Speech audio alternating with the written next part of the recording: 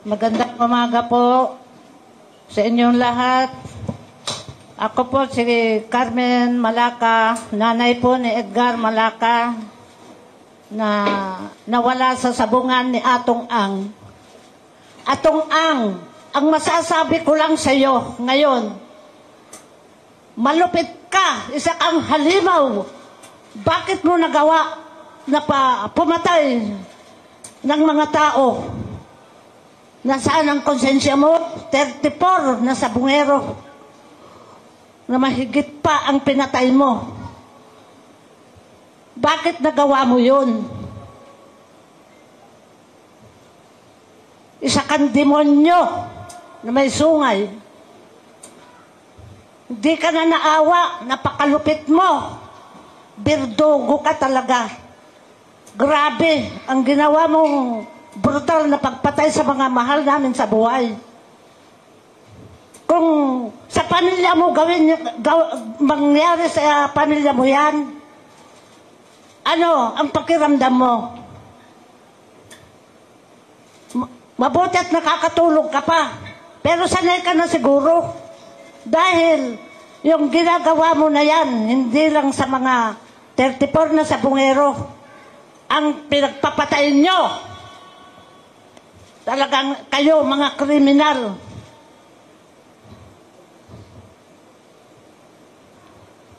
Kung sino man ang lahat ng may kinalaman sa pagkawala ng aming mga pamilya, sana makarma din kayo. Ngayon, masaya na ba kayo sa nakikita niyong paghihirap namin ng mga pamilya na kinitil nyo ang mga buhay nila? Nasaan? Nasaan ang konsensya nyo? Tignan nyo. Ako. Tignan nyo. Matanda na ako. Hindi mo iniisip kung ano ang mararanasan namin na mga katulad namin na mga magulang na may edad na. Dapat ang mga anak namin ang mag-alaga, mag-alalay sa amin, pero anong ginawa mo? Hayop ka!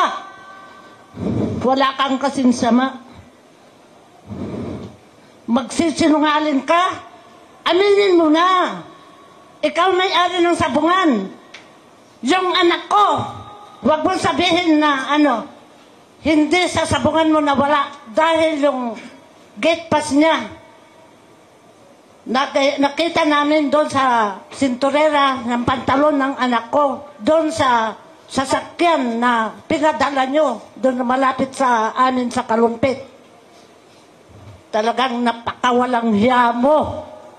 Yung mga alagad mo, na mga pulis, at iba pa, sana hindi kayo patahimikin ng mga konsensya nyo sa kasamaan na ginawa nyo.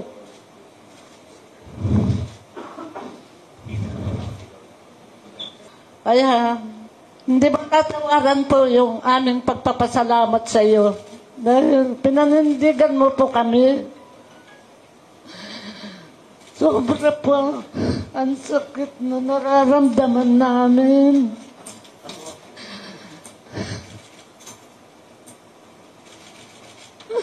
Napakalupit mo, sobrang bait yung ginawa mo. Atong demonyo ka talaga.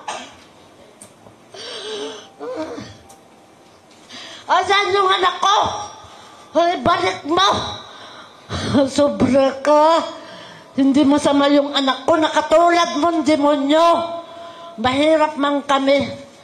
Pero hindi kami masasamang tao. Pero ikaw, mayaman, bilyonaryo, pero ubod ka ng sama. Sagad hanggang buto ang kasamaan mo. Kung may binabala ka, napapatay mo ko. Diyos nang bahala sa iyo at sa buong pamilya mo. Maranasan din nila yung ginawa mo. Napakawalang yamon tao ka. Nakakagigil ka. Kung na ako'y naging lalaki man lang sana. Diyos ko.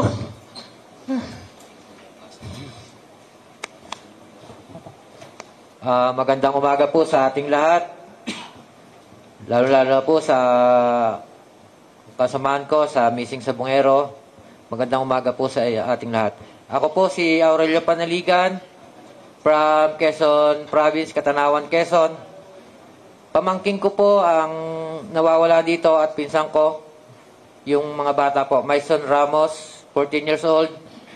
John Paul De Luna, 17 years old nang nawala sila. Ako po ay ang masasabi ko lang po dito sa gumawa ng hindi po makatao na pakarumal-dumal na krimen. Parang sobra pa sa demonyo. Sobra po ang galit namin sa ginawa nyo sa aming pamilya. Ultimong bata, hindi mo pinaligtas. Anong klase kang tao? Hindi ka ba natatakot sa Panginoon? Mr. Atongang, wala ka bang takot sa Panginoon? Hindi mo man lang iniisip ang ginagawa mo na labag sa mata ng Diyos, labag sa tao. Mga inosenteng bata, dinamay mo. Nang dahil sa pera, nang dahil sa negosyo. Kulturang Pilipino na sabong, ginawa mong negosyo.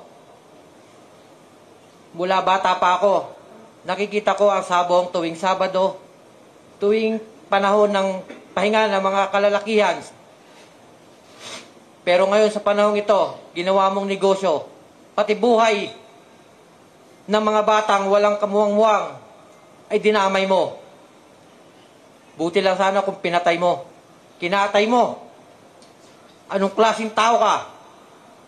Anong klaseng tao kayo na nagsusuot ng uniforme?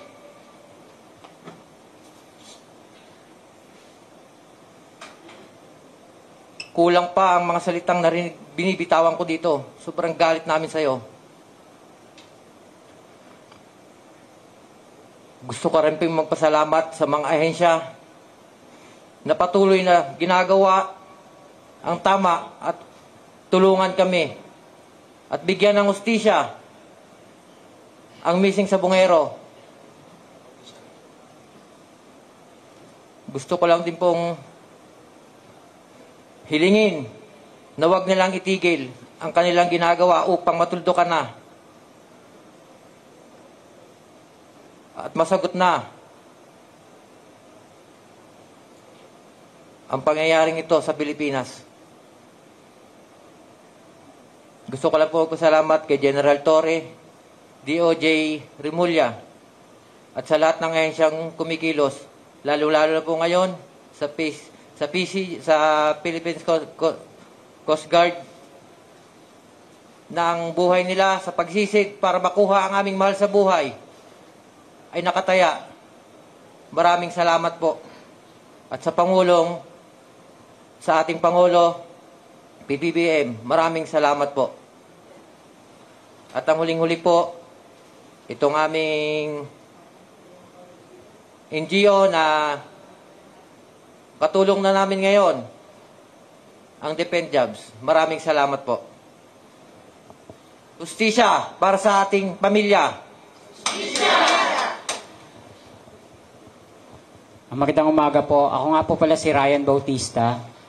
Kapatid ko po yung isa sa Missing sa Bungeros na si Michael Bautista, kasama ng mga kasama niyang tatlo pa na si Jason Amoroto, Erlindo Tahup, at kay Mr. Carable Jr. Unang-una po, nagpapasalamat po ako sa ahensya ng gobyerno, lalo-lalo na po kay General Torre, sa kay DOJ Remulla, at magpapasalamat din po kami kay Pangulong BBM na naghahayag na po siya na para tulungan kami. At lalo-lalo po nagpapasalamat po ako sa NGU, sa Defend Jobs, na ngayon po nagkaroon po kami ng pagkakataon na magkaroon ng ganitong conference at maisiwalat po, masabi po namin kung ano po yung nararamdaman namin at kung ano na po ang nangyayari pagdating sa mga missing sa Bungeros. Bali, Doon sa mastermind naman po, kilala naman po nating lahat. So, Mr. Atong Ang, hindi mo, sa amin po, para sa amin, ang tingin namin sa iyo, hindi ka na tao. Demonyo ka. Ha? Masyado mong pinasakit ang damdamin ng lahat ng mapamilya ng missing sa Bungeros. Hindi ka na makatao. Sa tingin ko, wala ka ng konsensya. Pero, kami naniniwala pa rin kami sa Diyos. Kasi, within 4 years, hinintay namin to eh. Hinintay namin na may isang tao lang na bumaliktad o maging kakampi namin, which is nangyari na nga. Kaya nagpapasalamat kami sa Diyos kasi dumating na po yung pagkakataon sa pamamagitan po ni Mr. Dondon or alias Totoy. Nagpapasalamat po kami sa kanya, talagang dininig na po ang dalangin namin sa Panginoon. Sana po, eto Mr. Atong Ang, makikita mo kami ngayon. Mahirap man kami, pero lalaban kami hanggang dulo. Tignan mo mga pagmumukha namin mga missing sa Bungeros. Oo, nakikita mo, nasasaktan kami, pero hindi kami titigil hanggat hindi namin nakakamtan ng hustisya. Kaya, hustisya para sa missing sa Bungeros! Hustisya! Mabiyayang araw po sa ating lahat. Ako po ay si Charlene Lasco. Ako po ay kapatid ni Ricardo John Lasco na kinidnap noong August 30, 2021. Nandito tayong lahat at kami ay nagpapasalamat. Nabigyan kami ng opportunity na ma-air yung side namin at malaman ng karamihan kung ano talaga yung pakiramdam ng mga nawalan, no? Ganun pa man, nagpapasalamat pa rin kami kay PBBM, kay President Marcos, lalo-lalo na rin kay SOJ Remulla. Talagang gustong-gusto namin yung tapang niya. Ito ang mga klase ng tao na dapat namumuno sa gobyerno talaga. Hindi nasusuhulan at saka talagang pumapanig sa batas, pumapanig sa mga mahihirap. Ganon din po kay Gerald Torre na talagang very decisive, very decisive at saka talagang alam yung ginagawa niya. Hindi niya hinahayaan na magkaroon ng mga bulok sa kanyang hanay. And lalo-lalo na sa mga kaibigan namin, sa pamilya namin, na talagang araw-araw sumusuporta sa amin. Sa aming mga kagrupo, nagpapasalamat po kami na talagang matyaga sa araw-araw, magmula day 1 hanggang ngayon, very consistent. Hindi nagpabayad, hindi nagpaareglo. Sama-sama na ipinaglalaban yung kanilang mga mahal sa buhay. And most of all, nagpapasalamat kami ngayon sa NGO na Defend Jobs na binigyan kami ng pagkakataon na maisa publiko yung aming mga hinaing at panawagan sa gobyerno at magkaroon ng awareness sa lahat na matuldukan na itong mga karumal-dumal na pangyayari. Hindi natin pwedeng hayaan ito. 10 ng mga mastermind, yung grupo nila, and hindi na pwede ito. Hindi na pwede itong bumibili ng tao yung grupo nila, Mr. Atong Ang and the rest of the pinangalanan ni alias Totoy. Pagmasdan mo nga kami ngayon, tignan mo. Alam mo kung sinasabi mong mga nag-illegal tong mga taong to. Sana, sabi nga namin pinakulong mo lahat. Pero, tignan mo kami ngayon. Ano ba napala mo? Ano napala nyo? Sa mga pinagagawa nyo sa amin. Na imbis na kayo, may kaya na kayo sa buhay, may negosyo na kayo. Pero, ang lalakas ng power trip nyo. Akala nyo kung itong mahihirap na to, basta-basta na lang, nagkamali kayo ng kinalaban nyo rito sa totoo lang. Kasi kaming mga to, lalo kaming kakampihan ng Diyos, ng tao at ng gobyerno. Kasi nasa tamang side kami. Ayun po, yung aming witness naman, na si alias Totoy, suportahan po natin lahat kasi sa mga interviews niya, wala naman siyang sumasablay pa eh. Wala siyang sinabing hindi totoo eh. So talagang very credible. Sinusuportahan namin siya. Masakit man sabihin nga na alam niya yung pangyayari pero hindi pa naman huli ang lahat eh. 'Di ba? So sa mga may kinalaman, hindi pa huhuli ang lahat. Nananawagan kami. Pambilisin natin to kung gusto nyong mas matagal pa kayong mapapahiya, nasa sa inyo yun. Pero sa amin, kung makikipag-cooperate kayo sa mga pulis na may kinalaman dito, magsalita na kayo. Hindi pa huli ang lahat. Lalo na doon sa mga mastermind. Kung patitigasin nyo to, sa totoo lang, walang mangyayari. Kasi talagang magtsatsaga po kami.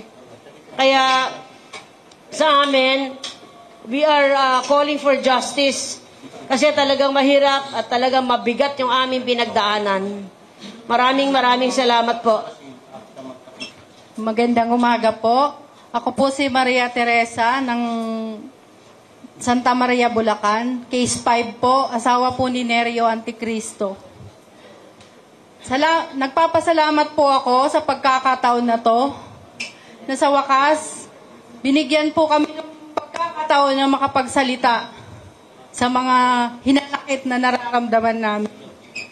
Salamat po sa ating Pangulo, sa PNP, DOJ, Channel 7, at saka po sa Defense Job.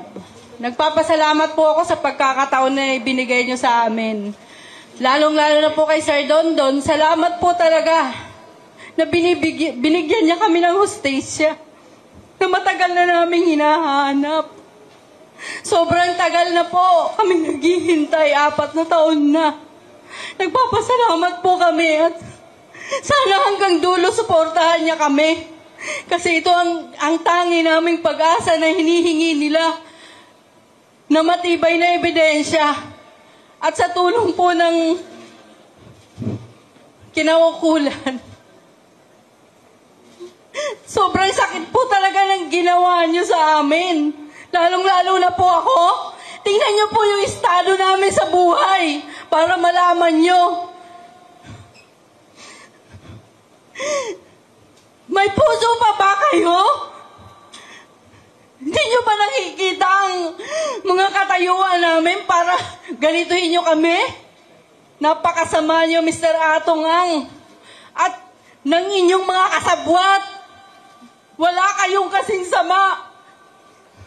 Pati mga pulis, nanumpa kayo na magtatanggol kayo, lalong-lalo sa mahihirap.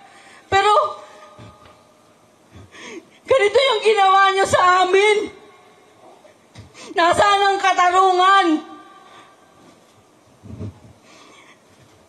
Nagpapasalamat na lang po talaga ako kasi may testigo sa amin naglakas ng loob. Dahil kung hindi, ganun na lang po ang buhay ng mga pamilya namin. Hindi po kami hayop. Tao rin po kami. Oo, mahirap. Pero hindi po kami hayop. Nakatulad nyo. Yung ginawa nyo sa pamilya namin, ginawa nyong hayop. Mas disente po kami kahit mahirap lang.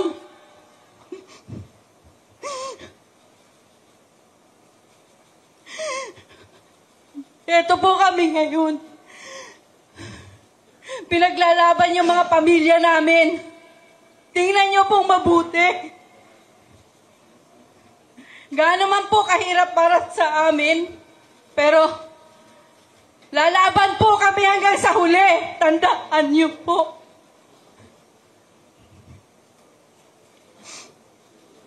Salamat po. Salamat po. Salamat po sa Defense Job. At nagkaroon na kami ngayon ng networking para lalong-lalo po kaming matulungan. Sobrang sakit po talaga ng pinagdaanan namin. Lalong-lalo na po ako. Walang hiya kayo. Mga walang hiya kayo.